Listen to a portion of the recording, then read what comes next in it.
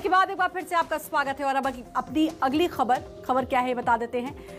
छत्तीसगढ़ के उन corona warriors की खबर है जिन्होंने कोरोना काल के दौरान अपनी जान पर खेलकर मरीजों का इलाज किया, लेकिन अब यही वॉरियर्स बेरोजगारी से परेशान हैं क्योंकि इन्हें काम से निकाल दिया गया है, हटा दिया गया है।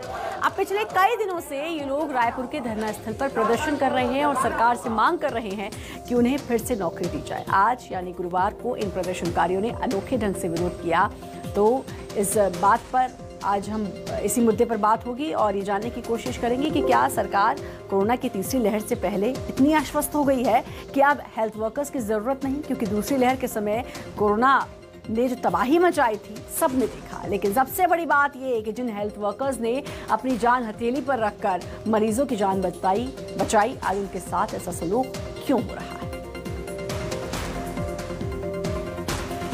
और डिटेल भी बताएंगे, लेकिन शिवम मिश्रा हमारे साथ जुड़ चुके हैं, उनसे बात करेंगे, उनसे जानकारी लेंगे। शिवम, ये जो कर्मचारी हैं अब ये परेशान हैं, इनकी परेशानी है कि भाई अब इनको हटा दिया गया है, जब ज़रूरत थी तो इनको बुला लिया गया था और उस समय जब सब लोग घर में रहना ज़रूरी समझते थे ये मैदान में उतरे, इन्होंने मोर्चा संभाला।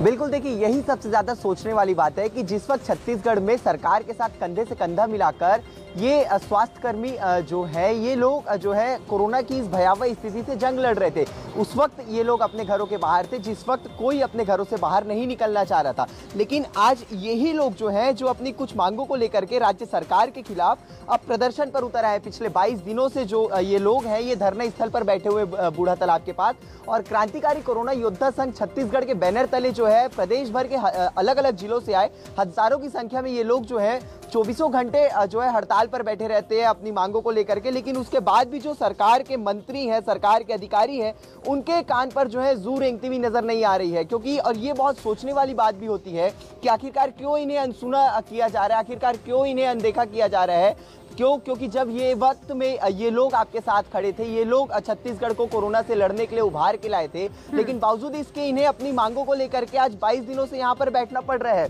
दिन रात यहाँ पर बैठे हैं। यहाँ पे हमारे साथ कुछ लोग भी, हम उनसे बातचीत करेंगे। आप लोग अपनी मांगों को लेकर के बैठे, कितने दिनों से बैठे, क्या मांगे हैं आप लोगों? जी सर, हम यहाँ पर धरना प्रदर्शन में 12 दिनों से बैठे हुए हैं सर। अभी तक हमें कोई रिस्पांस नहीं मिला है। हमारी सिर्फ एक ही मांग है कि हमें निरंतर कार्य पर रखा जाए। अभी तक हमने कई बार ज्ञापन भी सौंप चुका है, अभी तक हमें किसी भी प्रकार का रिस्पांस नहीं दिया गया है।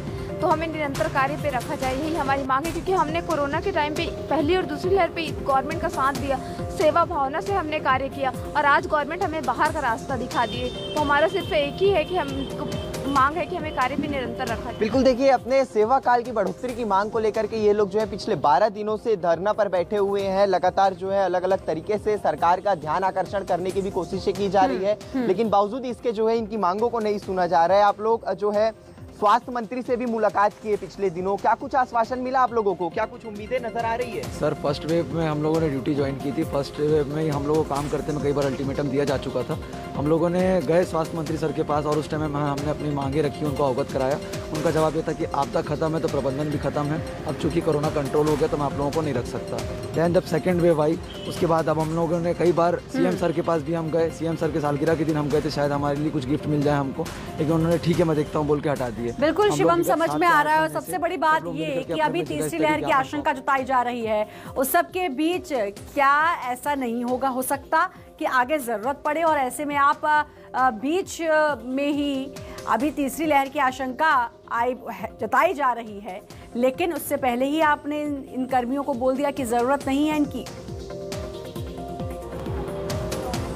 बिल्कुल, निश्चित रूप से देखिए जिस तरीके से ये लोग संक्रमण काल के 2 दौर तक जो है साथ निभाए हैं और छत्तीसगढ़ में संभावित तीसरी लहर की भी संभावनाएं बन रही है। जो स्वास्थ्य विशेषज्ञ हैं वो इस बात से इनकार नहीं कर रहे हैं कि छत्तीसगढ़ में तीसरी लहर नहीं आएगी, और सरकार तक जो है इसकी तैयारी कर रही है छत्तीसगढ़ के तमाम जिलों पर, स्वास्थ्य केंद्रों पर। लेकिन बावजूद इसके जो है तीसरी लहर के पहले ही इन लोगों को अनदेखा कर दिया गया। जो लोग 2 लहर में सरकार का साथ निभाए हैं, हर वक्त यहाँ पर जो कोविड पीड़ित लोग थे उनके जो है उनका इलाज कर रहे थे, उनके साथ जो लगे हुए थे, लेकिन बावजूद इनके जो है इन्हें तीसरी लहर से पहले ही हटा दिया गया।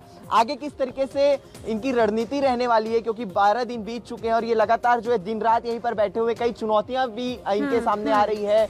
पुलिस के साथ जो है कई बार झड़प भी होती है, पुलिस के अधिकारी भी जो है इन्हें कई बार उठाने की कोशिश की है। इनसे पूछते किस तरीके की चुनौती आई और तीसरी लहर की भी संभावनाएं है छत्तीसगढ़ पे, लेकिन आप लोगों को अनदेखा किया जा रहा है। जी बिल्कुल, बताना चाहूंगा कि कोरोना की पहली और दूसरी लहर में हम सब मोर्चा संभाले थे। सरकार तीसरी लहर पर तैयारियों की बात करती थी, कैसी तैयारी, पीछे देख सकते हैं ये कोरोना योद्धा है जिन्होंने पहली और दूसरी लहर में पीपीई किट पहनकर मोर्चा संभाला। आज उनको बाहर का रास्ता दिखाया जाए तो मैं सरकार से पूछना चाहूंगा कि इनकी तीसरी लहर की तैयारी आखिर है तो है कैसी। अगर यही सरकार न्याय योजना की बात करती तो कोरोना योद्धाओं के साथ आखिर अन्याय क्यों हो रहा है। यही कोरोना योद्धा है जो कभी किसी के भाई, किसी के बहन, किसी के माँ बाप ये बनकर काम किए थे। कोरोना के आपको भी पता होगा, कोरोना के दौरान कोई अपने परिजनों को छूना नहीं चाहते थे, हमने वो काम किया। हमारे कई साथी जो हैं कोरोना संक्रमित हुए और कई लोगों की मौत हुई, लेकिन सरकार का भी आंख नहीं खुल रहा है, वो गहरी नींद में सोए हुए। कहते हैं कोरोना की तीसरी लहर की तैयारी कर रहे हैं, तो आखिर कोरोना योद्धाओं के साथ अन्याय क्यों कर रहे हैं। न्याय की बात करते तो अन्याय क्यों। बिल्कुल, देखिए इनमें आक्रोश भी नजर आ रहा है, क्योंकि 2 लहर तक ये लोग सरकार का साथ दिए और तीसरी लहर में सरकार तैयारियों की बात करती है, लेकिन जिस तरीके से जमीनी स्तर पर अगर देखी जाए तो ये लोगों को अनदेखा किया जा रहा है। तो निश्चित रूप से अंदाजा लगाया जा सकता है कि क्या कुछ तैयारी होगी सरकार की, क्या सिर्फ कागजी रूप से ही सरकार तैयारी, जब आपका स्वास्थ्य सुविधाएं पूरी तरीके से अच्छी हो, आपके स्वास्थ्य कर्मी मुस्तैद हों, तो तैयारी कहा जाएगा। यहाँ तो उल्टा स्वास्थ्य कर्मियों को घर लौटाया जा रहा है और उनकी भी जो मांगे हैं वो बहुत जायज है। शिवम, बहुत बहुत शुक्रिया आपका तमाम जानकारी देने के लिए। तो ये हमारी आज की 3 खबरें जो आप तक पहुंचाना ज़रूरी और इसलिए हमने आप तक पहुंचाई पैरालंपिक में, और अवनी ने क्या कुछ कमाल दिखाया ये जानना हम सब के लिए बहुत ज़रूरी है, क्योंकि इससे गर्व होगा हर किसी को। दूसरी अयांश की खबर, और अयांश को अब एक नया जीवन दान इससे कहा जाएगा, क्योंकि अब जो 16 करोड़ का इंजेक्शन था वो अब मिलेगा मुफ्त में। ये बहुत अच्छी खबर। और तीसरी खबर जो हमने आपको बताई आप लोगों से सरोकार रखती, और जो स्वास्थ्यकर्मी हैं जिन्होंने कोरोना काल में सबकी सेवा की, सबके लिए काम किया, अपनी जान को हथेली में रखकर, उनके लिए बहुत ज़रूरी थी। तो ये हमारी 3 खबरें, उम्मीद करते हैं आपको पसंद आई होंगी।